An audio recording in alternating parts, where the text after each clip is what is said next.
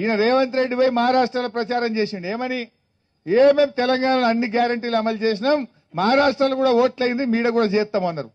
వాళ్ళకి తెలియదా మహారాష్ట్ర వాళ్ళకు నువ్వు ఇక్కడ మహాలక్ష్మి ఎగబెట్టినావు 4000 పింఛన్ ఎగబెట్టినావు రైతు బంధు ఎగబెట్టినావు అన్ని అర్థమైనాయి రేవంత్ రెడ్డి పోయి చెప్తే ఆయన పడే ఓట్లు పడలేదు మహారాష్ట్రలో పొల్లు ఒడగొట్టిరు కాంగ్రెస్ ను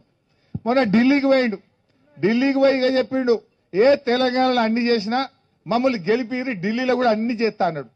ఇక ఢిల్లీలో ఓడగొట్టిరు కదా అంటే ఉత్తగా ఓడగొట్టుడు కాదు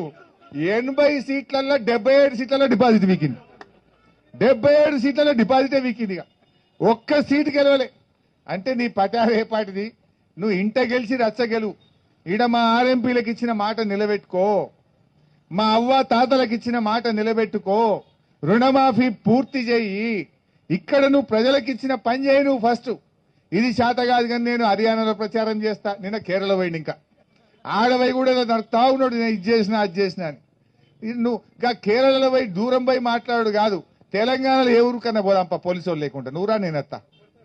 నువ్వురా నేనెత్తా ఒక ఊరికి పోదాంపా తెలంగాణలో నీ మహబూబ్నగర్ పోదామా నీ నల్గొండ పోదామా ఖమ్మం పోదామా ఇద్దరం కలిసే పోదాం ఇక పోలీసు వాళ్ళొద్దు ఇక నువ్వు మాట్లాడు నేను మాట్లాడు జనం సంగతి చెప్తారు నీ సంగతి నా సంగతి చెప్తారు గది చేసే ధైర్యం లేదు కేరళలో పోయి స్పీచ్ కొడుతుండు మహారాష్ట్రలో కొడుతుండు ఢిల్లీలో కొడుతుండు గల్లీలకు మాత్రం వస్తలేడు